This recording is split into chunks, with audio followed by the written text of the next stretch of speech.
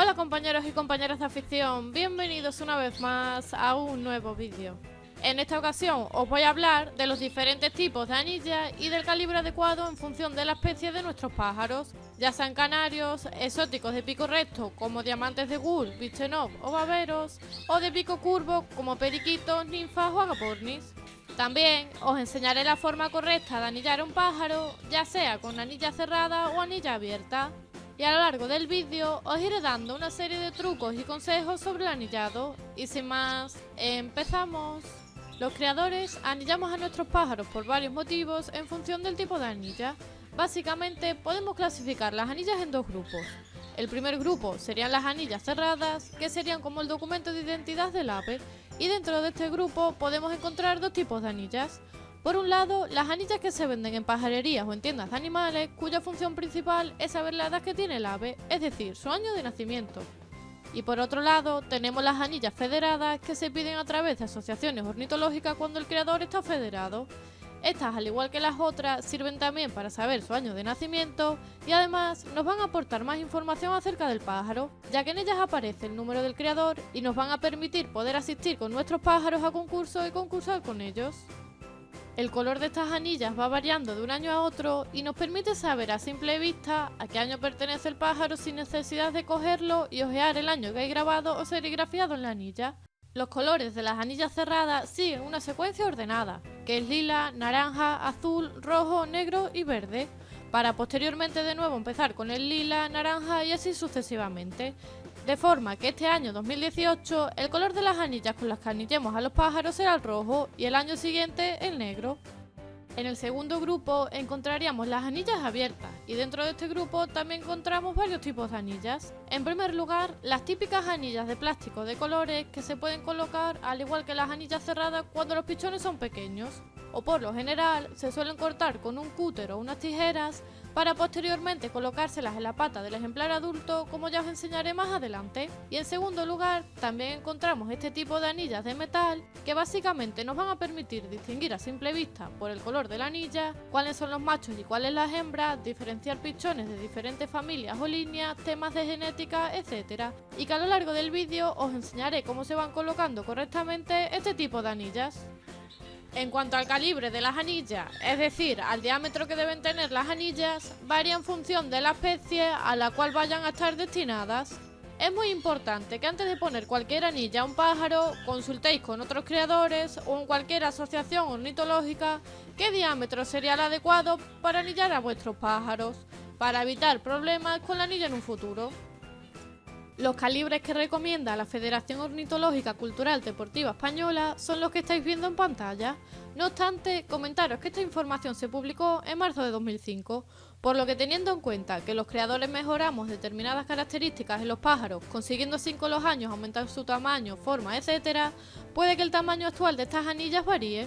De hecho, se indica que los diamantes de Gull se anillan con anillas de 2,4 o 2,5 milímetros, cuando en la actualidad somos muchos los creadores que anillamos a esta especie con anillas de calibre 2,7 o incluso 2,9, por lo que estos calibres son más bien orientativos, y lo que hay que tener en cuenta es que la anilla que le pongamos a nuestros ejemplares no pueda ser extraída de la pata en un futuro, y que por supuesto no vaya a causarle ningún daño porque le quede demasiado apretada. Mi consejo, como os digo, es que si tenéis dudas acerca del diámetro de la anilla, lo consultéis con otros criadores o cualquier asociación antes de anillar a vuestros pájaros para aseguraros y evitar posibles problemas a largo plazo.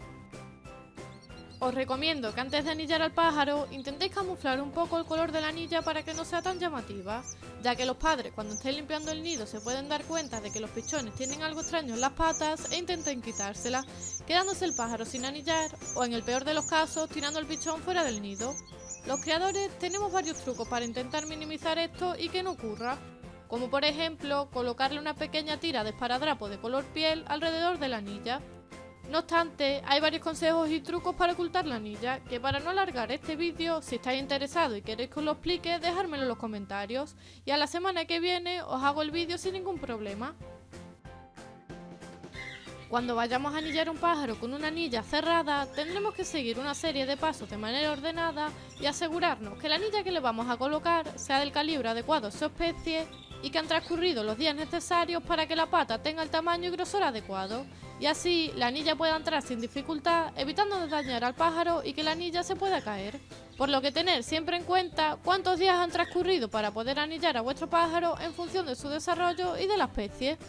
En mi caso, voy a anillar un canario, que por lo general se suelen anillar a los 5 o 6 días de vida, dependiendo de la especie, del tamaño y el desarrollo de los pichones, de la alimentación que le proporcionemos a los padres y de cómo estos lo ceben.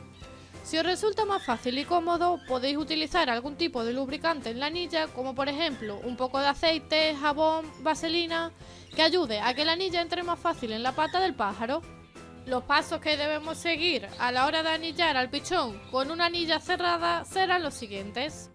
En primer lugar, la anilla se la podemos colocar en la pata izquierda o en la pata derecha en función de los gustos y manías del criador. En mi caso, como soy diestra, siempre suelo anillarlos con una anilla cerrada en la pata derecha por comodidad.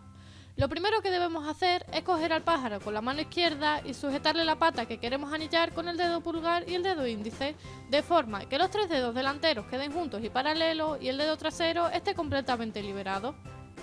El segundo paso es introducirle la anilla por los 3 dedos delanteros, teniendo mucho cuidado de que los dedos no estén torcidos y de que no quede ninguno de estos 3 dedos fuera de la anilla.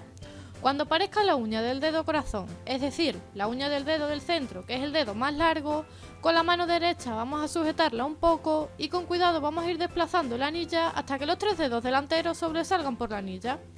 Y por último, cuando tengamos la anilla en el nudillo, sería colocar el dedo trasero paralelo a la pata del pájaro y con suavidad vamos a ir deslizando la anilla hasta que el dedo trasero quede totalmente liberado.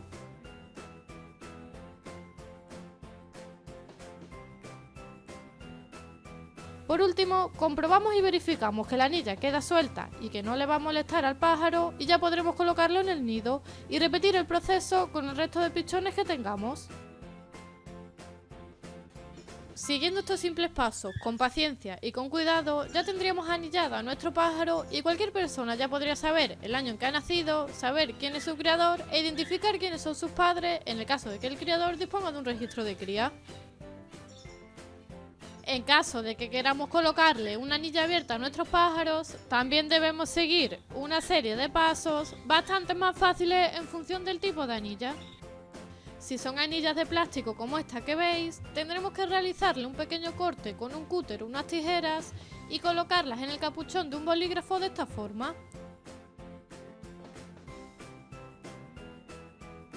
Y una vez colocada, solamente tendríamos que acercar la pata del pájaro que queramos anillar, colocarla de forma paralela al capuchón del boli e introduciremos la anilla con facilidad.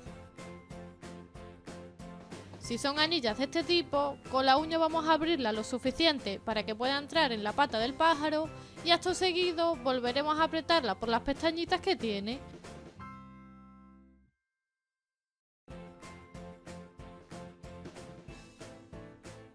Y de esta forma ya tendríamos anillados a nuestros pájaros con este tipo de anillas abiertas.